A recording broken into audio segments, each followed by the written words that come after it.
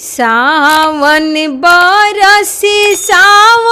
बरसेला हो, बिजुली चमकेला ना।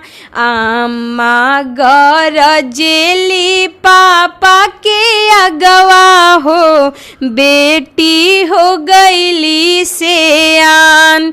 सावन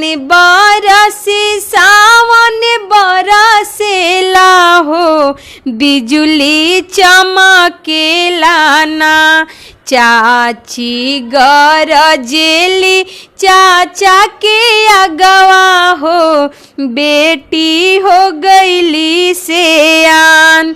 दुआरा से आइले कवन पापा हो, बेटी बेटी कही पुकार।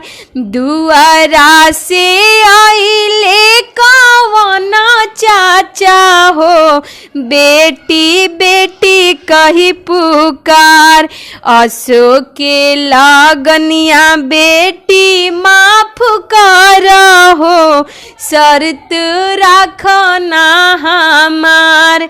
असो के लगनिया बेटी माफ कर हो, इज्जत रखना हमार। जब पापा रहनी लड़कैया बुधिया हो, शर्त रखनी ताहार। जब पापा रहनी लड़कैया बुधिया हो, इज्जत रखनी ताहार।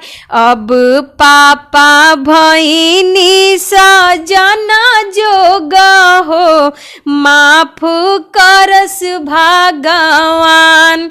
अब पापा भईनी सजन जोग हो, माफ करस भगवान।